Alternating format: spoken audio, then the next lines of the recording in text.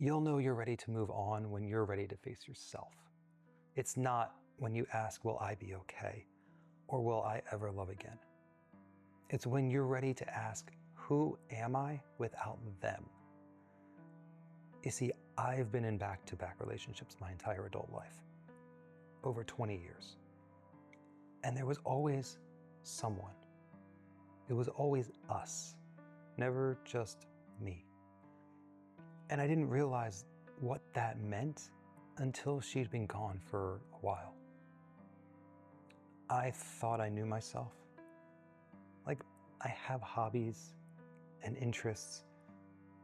I love to scuba dive and free dive and sail.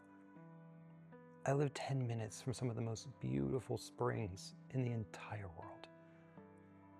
But last week, I went out there and just stood at the edge of the water, the one that we happened to get married at and dove at, and I couldn't bear the feelings of getting in the water.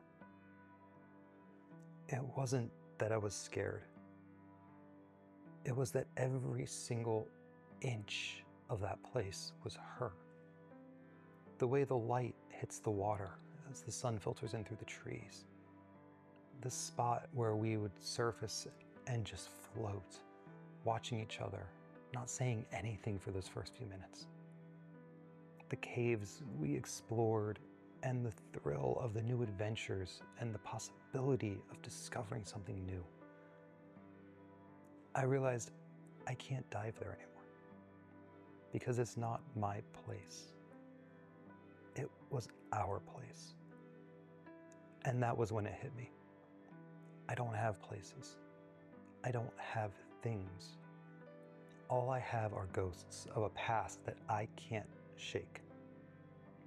So I started to make a list, trying to figure out what was mine. And trying to actually figure out what is yours is like going through a whole new grief process. You start to think about all the things you had one by one, realizing how many of them are intertwined in that past relationship. Many of them bring you right back to those feelings. So my rediscovery chapter started with a simple question. What are my things? Mountains. Okay, I love mountains. She never did. She didn't like the cold. We never went skiing together. That was always my thing from childhood, long before I met her. Hiking, we did do that, but that was never a big part of us. So maybe that counts. But here's the problem. Where I grew up is 900 miles from where I am now. I live in Florida. The closest mountain range is 8 hours away. The trails here are flat and scrubby and full of mosquitoes. And every time I walk them, I kind of find them uninspiring and frankly pretty boring. So there's one thing that I feel like could be mine, but it's still contaminated by some of those old thoughts and feelings. Some days I feel like I can't escape her. She's in everything. The coffee that I drink, the house that I live in, the side of the bed that I stare at every single night. I don't know what's mine anymore.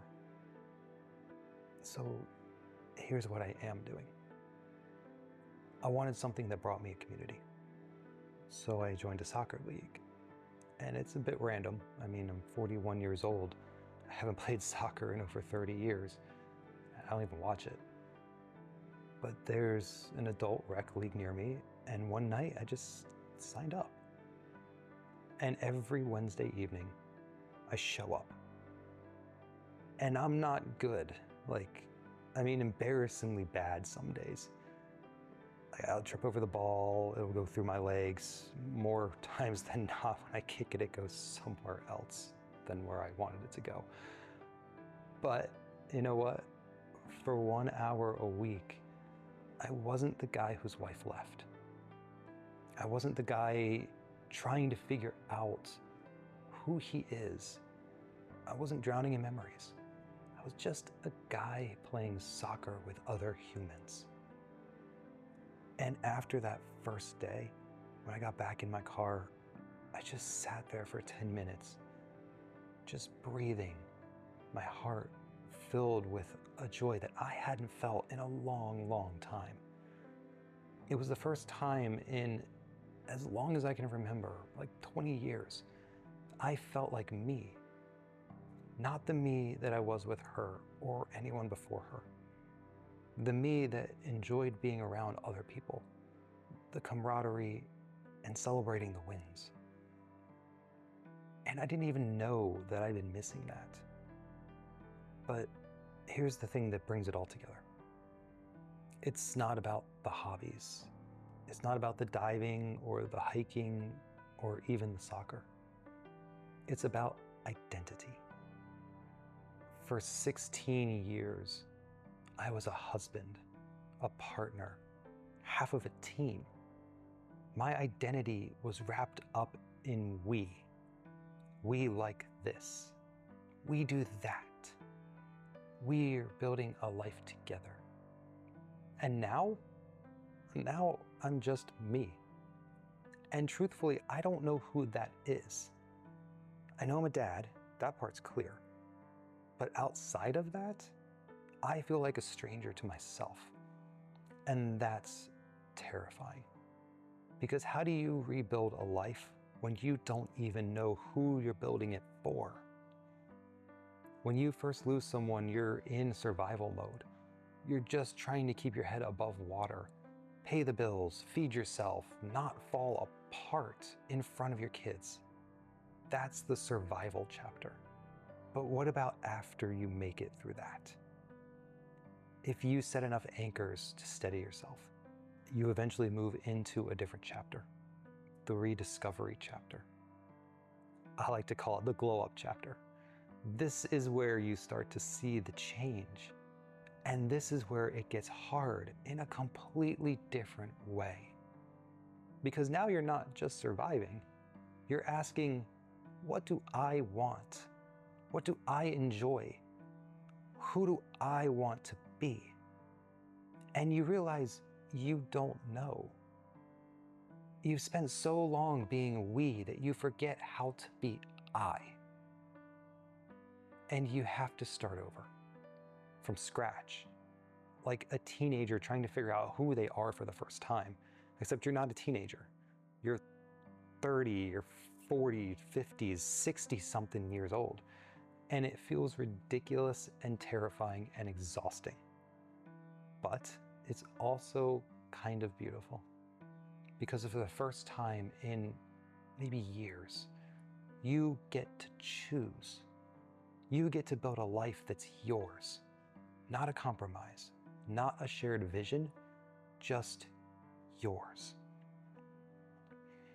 And if you're in this stage right now and you're staring at a closet full of activity gear, or your bike's in the garage, or even your kitchen, and you're thinking, I don't know if I even like this anymore, I want you to hear me.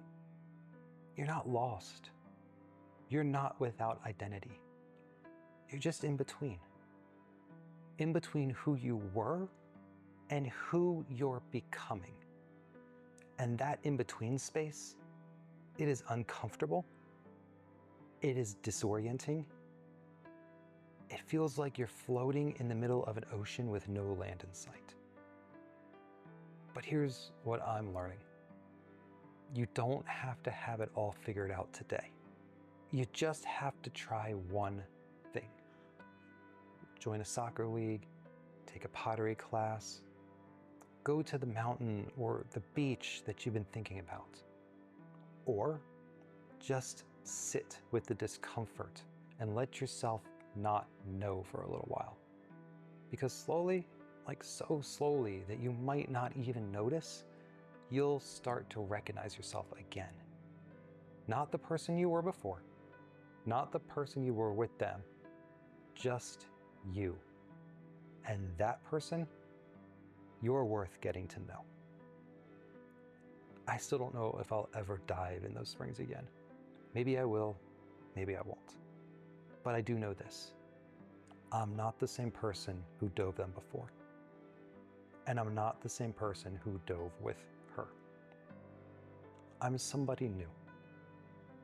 Someone I am just starting to meet. someone, I'm still figuring out who they are, what they like, how I can meet their love languages. Because to be frank, you need to love yourself before you can start to love other people. And some days that feels like a huge loss. Like I'm mourning the person I used to be on top of mourning the relationship. But other days it feels like a brand new possibility.